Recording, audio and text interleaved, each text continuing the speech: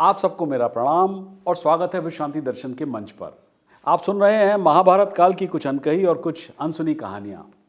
Channel के जनक हैं विश्व शांति दूत विश्वधर्मी प्रोफेसर डॉक्टर विश्वनाथ कराड, जिन्हें पिछले दिनों ब्रिंघम यंग यूनिवर्सिटी ने अमेरिका ऊटा में छात्रों के हुजूम के सामने बिलिक से सम्मानित किया था। तो आइए सुनते हैं आज की कहानी। भीम अर्जुन का पराक्रम द्रौपदी की है व्यथा, जिसने दी भारत को गीता वो महाभारत कथा। ये महाभारत की कथा, ये महाभारत की कथा।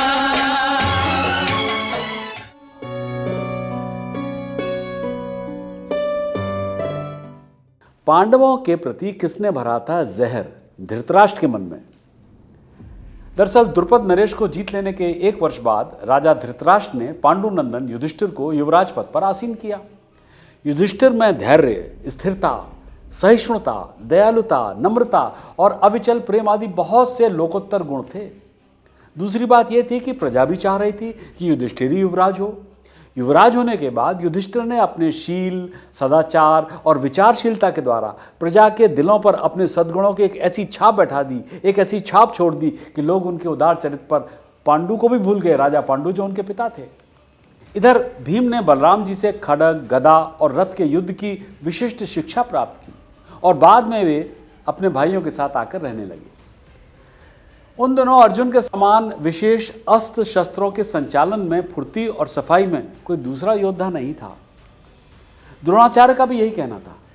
एक दिन गुरु द्रोण ने कौरवों की भरी सभा में अर्जुन से कहा, हे अर्जुन, देखो मैं महर्षि अगस्त्य के शिष्य अग्निवेश का शिष्य हूँ। उन्हीं से मैंने ब्रह्मशिर नामक अस्त्र प्राप्त किया था जो तुम्हें दे दिया है। उसके लेकिन जो नियम है वो मैं तुम्हें बता रहा हूँ और बता भी चुका हूँ पहले। अब तुम मुझे अपने भाई बंधुओं के सामने ये गुरु दक्षिणा दो, यदि युद्ध में मेरा और तुम्हारा सामना हुआ, किसका? मेरा और तुम्हारा, तो तुम मुझसे युद्ध करने में हिचकोगे नहीं। अर्जुन ने गुरुदेव के चरण स्पर्श किए और उनकी आज्ञा स्वीकार कर ली। तब जगत में सर्वत्र ये बात फैल गई कि अर्जुन के समान श्रेष्ठ धनुधर और कोई नहीं। भीम और अर्जुन की तरह सहदेव भी गुरु बृहस्पति से संपूर्ण नीति शास्त्र की शिक्षा प्राप्त करने लगे। अतिरथी नकुल भी बड़े विनीत और युद्ध कौशल में निपुण थे। अर्जुन ने तो सौवीर देश के राजा दत्तामित्र को भी युद्ध में मार गिराया। दत्तामित्र महाबली था। उसने गंधर्वों के उपद्रव के बावजूद 3 वर्ष तक लगातार यज्ञ किया था। राजा पांडु भी दत्तामित्र को हरा नहीं सके थे।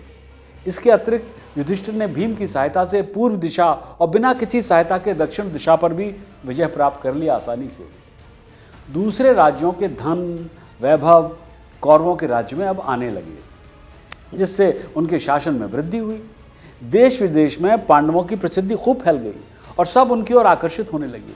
हाँ, अब ये सब देखकर यकायक धृतराष्ट्र के मन में पांडवों के प्रति परिवर्तन हो गया। दूषित भावों के उत्पन्न होने के कारण धृतराष्ट्र अब अत्यंत चिंतित रहने लगे। जब उनकी आतुरता अत्यंत बढ़ गई, उनका चिंतन बढ़ गया, तब उन्होंने अपने श्रेष्ठ मंत्री, राजनीति विशारद ब्राह्मण कणिक को बुलवाया, जो शकुनी का मित्र था। धृतराष्ट्र ने कहा, हे कणिक, दिनों दिन पांडवों का यश बढ़ता ही जा रहा है। मेरे मन में बड़ी ईर्ष्या हो रही है। तुम साफ साफ ये बताओ मुझे कि उनके साथ संधि करनी चाहिए या विग्रह? मैं तुम्हारी बात मानूंगा। तब कणिक ने कहा, हे राजन, आप मेरी बात ध्यान से सुनिए, किंतु मुझ पर क्रोध मत कीजिएगा। सच्चाई तो यह है कि राजा को सर्वदा दंड देने के लिए तत्पर रहना चाहिए महाराज, और ईश्वर के भरोसे न रहकर अपना पौरुष प्रकट करना चाहिए। राजा को अपने अंदर कमजोरी नहीं लानी चाहिए, और अगर हो भी तो किसी को मालूम नहीं होनी चाहिए। राजा यदि एक बार शत्रु का विनाश प्रारंभ कर दे तो उसे बीच में नहीं रुकना चाहिए। कांटे की नोक भी यदि भीतर रह जाए महाराज तो बहुत दिनों तक रिश्ती रहती है। शत्रु को कमजोर समझकर आंख नहीं मूंदनी चाहिए। यदि समय अनुकूल ना हो तो आंख कान बंद करके सर्वदा सावधान रहना चाहिए शत्रु से। शरणागत शत्रु पर भी दया नहीं दिखानी चाहिए। राजा को चाहिए कि मंत्र, बल, साधन, उपाय और माया, इंद्रजाल आदि का प्रयोग करके शत्रु राज्य के अंगों को नष्ट करता रहे। दूसरी तरफ अगर समय अपने अनुकूल ना हो तब तक शत्रु को कंधे पर रखकर भी ढोया जा सकता है। जैसे आजकल हम अपनी भाषा में कहते हैं कि गधे को बाप बना लेना चाहिए, परंतु समय आने पर उसे शत्रु को मटके की तरह पटक कर फोड़ देना चाहिए। साम दाम दंड भेद किसी भी उपाय से अपने शत्रु को नष्ट कर देना ही राजनीति का मूल मंत्र है राजन। तब धृतराष्ट्र ने कहा, हे कणिक, साम दाम दंड भेद के द्वारा किस प्रकार शत्रु का नाश किया जा सकता है, यह बात तो मुझे खुलकर बताओ। कणिक ने कहा, महाराज, मैं आपको इस विषय में एक कहानी सुनाता हूं, एक कथा। किसी वन में एक बड़ा बुद्धिमान और स्वार्थी गीदड़ रहता था। उसके 4 दोस्त थे, 4 सखा, बाघ, चूहा, भेड़िया और नेवला। वो भी वहीं रहते थे उसके साथ। एक दिन उन सब ने एक बड़ा हट्टा किट्टा हिरण देखा। पहले तो उन्होंने उसे पकड़ने की चेष्टा की, कोशिश की, परंतु असफल रहे। इसके बाद उन लोगों ने आपस में विचार किया। क्या? गीदड़ ने कहा, यह हिरण दौड़ने में बड़ा फुर्तीला, जवान और चतुर है। भाई बाघ, तुमने इसे मारने की कई बार कोशिश भी की पर सफलता नहीं मिली। अब ऐसा उपाय किया जाए कि जब ये सो रहा हो तो चूहा जाकर धीरे धीरे इसका पैर कुतर ले, फिर तुम पकड़ लेना और हम सब मिलकर इसे मारकर आराम से खाएंगे। सब ने मिलकर फिर वैसा ही किया। हिरन मारा गया। खाने के समय गीदड़ ने कहा, अच्छा अब तुम लोग स्नान करके आओ, मैं इस पर नजर रखता हूं। सबके जाने के बाद गीदड़ के मन में कुछ विचार आने लगे, जैसे वो किसी चिंता में खो गया हो। तब तक बाघ स्नान करके नदी से लौट आया। गीदड़ को चिंतित देखकर उसने पूछा, मेरे चतुर दोस्त, मेरे मित्र, तुम किस उधेड़बुन में पड़े हो? आओ इस हिरण को खाकर हम लोग अपनी भूख मिटाएं। गीदड़ ने कहा, क्या हे बलवान बाघ, चूहे ने मुझसे कहा है कि बाघ के बल को धिक्कार है। हिरण को तो मैंने मारा है, आज वो बाघ मेरी कमाई खाएगा। तो उसकी ये घमंड भरी बातें सुनकर अब हिरण को खाने का मेरा मन तो मर गया है। बाघ ने कहा, अच्छा ये बात है, चूहे ने तो मेरी आंखें खोल दी, अब मैं अपने भूते भरी पशुओं को मारकर खाऊंगा। ये कहकर बाघ वहां से चला गया। उसी समय चूहा आया। गीदड़ ने कहा, चूहा भाई, नेवला मुझसे कह रहा था कि बाघ के काटने से हिरण के मांस में जहर मिल गया है, मैं तो उसे खाऊंगा नहीं। यदि तुम कहो तो मैं चूहे को खा जाऊं। अब तुम जैसा ठीक समझो करो। चूहा डरकर अपने बिल में घुस गया।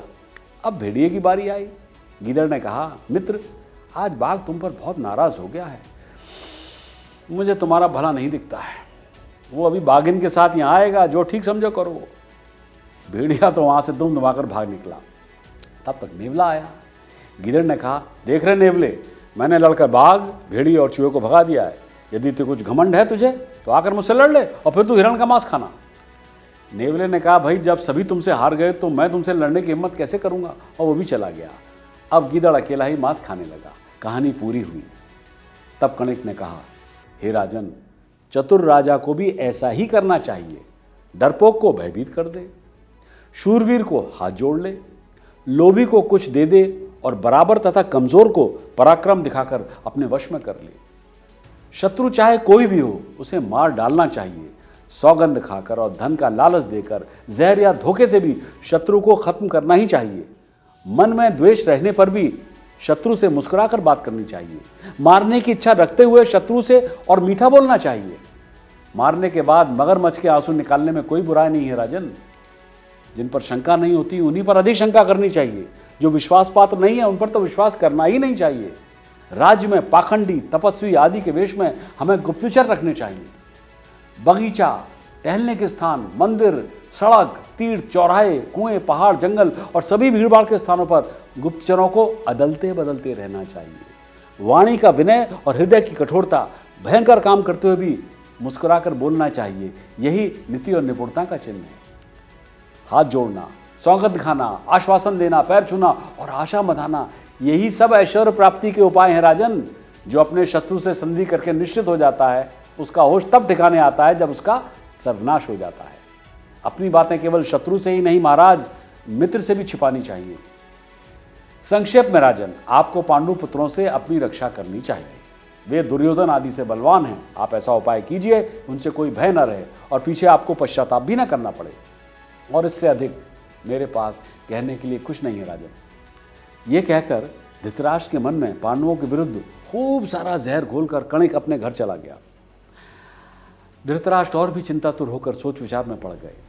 तो कणिक के इन्हीं शब्दों के साथ मैं भी देता हूं अपनी वाणी को विराम। अगली बार सुनेंगे महाभारत की एक और अनसुनी कहानी कि किस प्रकार दुर्योधन और धृतराष्ट्र ने मिलकर पांडवों को लाक्षागृह भेजने की एक योजना बनाई। सब्सक्राइब कीजिए, साझा कीजिए और जुड़े रहिए मेरे साथ विश्वांसी दर्शन से।